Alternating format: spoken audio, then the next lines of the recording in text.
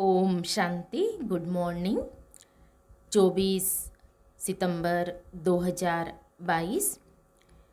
आज की मुरली में प्यारे बाबा ने हम बच्चों से कहा है कि बच्चे, जो पहला पाठ बाबा ने हम सभी बच्चों को पढ़ाया, तो यही पाठ पक्का करने के लिए आज बाबा ने कहा है, यही समझो कि मैं आत्मा हूँ और हमारा जो लक्ष्य है, अंतिम लक्ष्य, वो है संपूर्ण बनना। तो ये जो संपूर्ण बनने का जो लक्ष्य है, उसके लिए हम सभी बच्चे पुरुषार्थ कर रहे हैं। अभी कोई भी बता नहीं सकता, बाबा ने ये कहा कि किसी में ये ताकत नहीं है कि मैं संपूर्ण बन गया हूँ। अगर संपूर्ण बन जाते तो बाबा ने कहा शरीर छूट जाता, फिर उनको सूक्ष्म वतन में बैठना पड़ता। मूल वतन में तो कोई जा ही नहीं सकता, क्योंकि मूल वतन में आत्मा तभी जा सकती है जब ब्राइड ग्रूम पहले जाए, बाद में फिर ब्राइड्स जाएगी। पहले साजन और फिर सजनी। तो ये बाबा ने कहा हुआ है, हम सभी आत्मा सजनियाँ हैं और बाबा हम सबका कौन है? साजन है। तो अभी हम सुनते हैं प्यारे बाबा के मधुर महावाक्य, ईश्वरीय महावाक्य अर्थात मुरली। आज बाबा कहते हैं, मीठे बच्चे, पहला निश्चय करो कि मैं आत्मा हूँ। प्रवृत्ति में रहते अपने को शिव बाबा का बच्चा और पोतरा समझकर चलो, यही मेहनत है। आज की मुरली में प्रश्न है, तुम सब पुरुषार्थी बच्चे किस एक गुह्य राज को अच्छी तरह जानते हो? उत्तर है, हम जानते हैं कि अभी तक 16 कला संपूर्ण कोई भी बना नहीं है। सब पुरुषार्थ कर रहे हैं। मैं संपूर्ण बन गया हूँ, यह कहने की ताकत किसी में भी नहीं हो सकती, क्योंकि अगर संपूर्ण बन जाए तो यह शरीर ही छूट जाए। शरीर छूटे तो सूक्ष्म वतन में बैठना पड़े। मूल वतन में तो कोई जा नहीं सकता, क्योंकि जब तक ब्राइड ग्रूम न जाए तब तक ब्राइड्स कैसे जा सकेंगी? यह भी गुह्य राज है। मुरली में गीत बजा है, मुखड़ा देख ले प्राणी दर्पण में, कितने पुण्य किए कितने पाप किए देख ले दर्पण में। तो दर्पण बाबा ने हम बच्चों को दिया है, ये मुरली, ये ज्ञान दर्पण है। ओम शांति। शिव भगवानुवाच। अब यह तो बच्चे समझ गए हैं कि इनका नाम शिव तो नहीं है, वह तो है निराकार शिव भगवानुवाच। बच्चे समझते हैं कि निराकार तो शिव बाबा को ही कहा जाता है और कोई मनुष्य मात्र के लिए नहीं कहेंगे। निराकार पतित पावन शिव बाबा ही ज्ञान का सागर है। वह इस तन द्वारा बैठ समझाते हैं, उसे ही परम पिता परमात्मा कहते हैं। पिता को और अपनी आत्मा को समझना है। मनुष्य को अपनी आत्मा का पता नहीं है कि आत्मा क्या चीज़ है। अंग्रेजी में कहा जाता है सेल्फ रियलाइजेशन। सेल्फ यानी आत्मा क्या वस्तु है। भल कहते भी है, भ्रुकुटी के बीच में सितारा रहता है, बस सिर्फ कहने मात्र कह देते हैं। आत्मा स्टार है, निराकार है, तो उनका बाप भी तो निराकार होगा, छोटा बड़ा तो हो नहीं सकता। जैसे आत्मा है वैसे परमात्मा है, वह है सुप्रीम, सबसे ऊंचते ऊंच। पहले तो आत्मा को समझना है कि आत्मा किसकी संतान है, वह कैसे पति से पावन बनती है, वह कैसे पुनर्जन्म लेती है, कुछ भी जानते नहीं। पहले तो ये नॉलेज चाहिए कि आत्मा क्या वस्तु है। पापी आकर आत्मा उसको बतलाते हैं कि आत्मा स्टार मिसल है, अति सूक्ष्म है, इन आँखों से देखा नहीं जा सकता। देखने के लिए दिव्य दृष्टि चाहिए। भल हॉस्पिटल में कितना माथा मारे आत्मा को देखने के लिए, परंतु आत्मा को देख नहीं सकते। अति सूक्ष्म है। पहले तो यह निश्चय चाहिए कि मैं आत्मा अति सूक्ष्म हूँ। बाप उनको ही समझाते हैं जिनकी आत्मा में 84 जन्मों का पार्ट नूंदा हुआ है, और उनको ही समझ में आएगा। फिर परमात्मा खुद ही रियलाइज कराते हैं, वो आत्मा थोड़ी करा सकती है। परमात्मा खुद ही रियलाइज कराते हैं कि मैं तुम्हारा बाप अति सूक्ष्म हूँ। ड्रामा में सारी एक्ट नूंदी हुई है, इनके पार्ट में कुछ भी चेंज हो नहीं सकता। बाप कहते हैं मैं किसको बीमारी आदि से कोई ठीक करने थोड़ी आता हूँ। ये जिस्मानी बीमारी आदि तो कर्म भोग है। तुम तो मुझे कहते ही हो पतित पावन, नॉलेजफुल, ज्ञान का सागर, आओ हमको आकर पावन बनाओ, राजयोग भी सिखाओ। परमात्मा को ही बुलाते हैं। फिर बीच में श्री कृष्ण कहाँ से आया? श्री कृष्ण को सभी गॉड फादर थोड़े ही कहेंगे।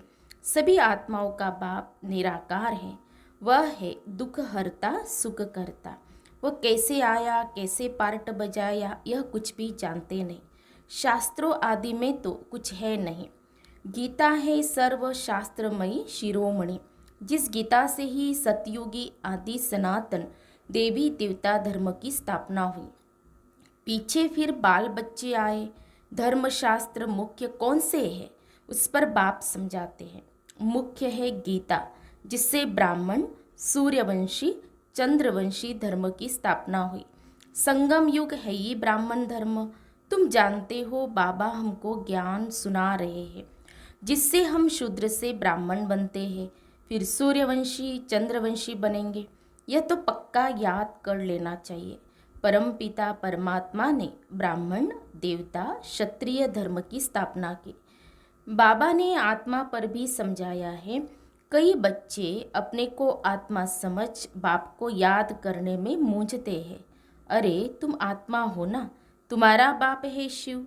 जैसे आत्मा ऑर्गन्स बिना कुछ भी कर नहीं सकती, वैसे निराकार बाप को भी तो ऑर्गन्स चाहिए ना। वह इनमें आकर समझाते हैं आत्मा का रूप क्या है, परमात्मा का रूप क्या है। यह तो कहने मात्र कहते हैं। परमात्मा का रूप बिंदी है, परंतु उनमें कैसे अविनाशी पार्ट नूंदा हुआ है, जो कब मिटने वाला नहीं है। यह कोई नहीं जानते, परंतु पार्ट अनादि परंपरा से चले आते हैं। इनकी कब एंड नहीं होती। पुरानी दुनिया की एंड हो तब नई दुनिया हो। बाबा ही आकर पति दुनिया को पावन बनाते हैं। बाबा ने समझाया है मुख्य धर्म शास्त्र है ये 4, जिससे 4 धर्मों की स्थापना होती है। पहले है गीता, फिर इस्लामी धर्म का शास्त्र, बौद्ध धर्म का शास्त्र, क्रिश्चियन धर्म का, फिर वृद्धि होती है। यह सब गीता के पुत्र पोतरे हो गए। इसीलिए गाया जाता है श्रीमद् भगवत गीता, जो बाप ने गाई है। बाप कहते न मैं मनुष्य हूँ न मैं देवता हूँ, मैं तो ऊंचते ऊंच निराकार परम पिता परमात्मा हूँ। मैं कल्प कल्प इस साधारण तन में पढ़ाने आता हूँ। तुम जानते हो कि अभी हम बरोबर ब्राह्मण बने हैं, फिर सो देवता बनेंगे। वृद्धि तो होती जाती है। हाँ, कोई बीके बनना मासी का घर नहीं है। समझाया जाता है कि गृहस्थ व्यवहार में रहते अपने को शिव बाबा का बच्चा समझो। तुम शिव बाबा के पोतरे भी हो तो बच्चे भी हो। अज्ञान काल में ऐसे नहीं कहेंगे कि मैं दादे का पोतरा भी हूँ, बच्चा भी हूँ। तुम बच्चे दादे के हो शिववंशी, फिर शिव बाबा एडॉप्ट कर बीके बनाते हैं। वह निराकार हो गया, वह साकार हो गया। निराकार बाप के तुम बच्चे हो, फिर कहते हैं ब्रह्मा द्वारा मैं तुमको एडॉप्ट करता हूँ। तो ब्रह्मा के बच्चे होने के कारण तुम मेरे पोतरे हो। तुमको वर्षा शिव बाबा से मिलता है। बाकी धर्म शास्त्र उसको कहा जाता है जिससे धर्म स्थापन होता है। वेदों से कौन सा धर्म स्थापन हुआ? बाबा पूछ रहे हैं कि वेदों से कौन सा धर्म स्थापन हुआ? कुछ भी नहीं। महाभारत भी धर्मशास्त्र नहीं है, बाइबल धर्मशास्त्र है। गीता से तो देवता धर्म स्थापन हुआ। बाकी भागवत रामायण में तो दंत कथाएं लिख दी है, वह तो धर्मशास्त्र नहीं है। मूल बात है कि आत्मा को समझना है। वह फिर कहते हैं कि आत्मा निर्लेप है, तो उल्टा हो गया ना। वास्तव में आत्मा ही शरीर द्वारा खाती है, वासना लेती, दुख सुख आत्मा ही फील करती है ना। महात्मा पाप आत्मा कहा जाता है। फिर आत्मा सो परमात्मा कह दिया तो रॉन्ग हो गया। सेंटर पर आने वाले कई बच्चों को यह भी पता नहीं है कि आत्मा क्या चीज़ है। तुम खुद कहते हो आत्मा स्टार है, उनमें ही सारा पार्ट नुंदा हुआ है। आत्मा अति सूक्ष्म है, आत्मा को कब देख नहीं सकते हो। हाँ, बाबा दिव्य दृष्टि से साक्षात्कार करा सकते हैं। तो बाबा कहते रियलाइज करना है, साक्षात्कार किया फिर गुम हो जाएगा। फिर भी तुमको बुद्धि से निश्चय तो करना पड़ेगा ना कि हम आत्मा अति सूक्ष्म हैं। जैसे विवेकानंद का मिसाल सुनाते हैं कि उनको ज्योति का साक्षात्कार हुआ, देखा ज्योति उनसे निकलकर मेरे में समाई, परंतु यह तो साक्षात्कार हुआ, बाकी समाने की तो बात ही नहीं है। आत्मा का साक्षात्कार हुआ तो क्या, आत्मा तो तुम हो ही, कितनी फालतू महिमा लिख दी है। साक्षात्कार हुआ, अच्छा उससे प्रारब्ध क्या है, कुछ भी नहीं। बाबा मिसाल देते हैं, तुमको चतुर्भुज का साक्षात्कार हो तो क्या तुम लक्ष्मी नारायण बन जाएंगे क्या। इसलिए बाबा हमेशा कहते हैं साक्षात्कार व ध्यान से पढ़ाई अच्छी है। तो एम ऑब्जेक्ट का यह सिर्फ साक्षात्कार हुआ, बाप का भी क्या साक्षात्कार होगा। जैसे आत्मा स्टार है वैसे वह भी स्टार है। तो दिखाते अर्जुन ने कहा कि हजारों सूर्यों से जास्ती तेज है, हम सहन नहीं कर सकते, बस करो बस करो। अब ऐसा तो कुछ भी है नहीं। आगे तो बहुतों को साक्षात्कार होता था, जो सुना हुआ था वह साक्षात्कार हो जाता था, समझते हमारी मनोकामना पूरी हुई। परंतु इसमें तो कुछ भी फायदा नहीं है। बाप कहते हैं मैं राज योग सिखाकर पति से पावन बनाने आया हूँ, ऐसे नहीं मुर्दे में श्वास डाल दूंगा। बीमारी है तो जाओ डॉक्टर के पास, हम तो आए हैं पावन बनाने। पावन बनो तो पावन दुनिया में चलेंगे। जरूर पतित दुनिया का विनाश होगा, तब तो पावन दुनिया स्थापन होगी। महाभारत लड़ाई के बाद क्या हुआ, कुछ भी रिजल्ट दिखाते नहीं है। तुम बच्चों को अभी सृष्टि के आदि मध्य अंत का राज समझाते हैं। यह नॉलेज किसकी बुद्धि में है नहीं, आत्मा का ही ज्ञान नहीं है।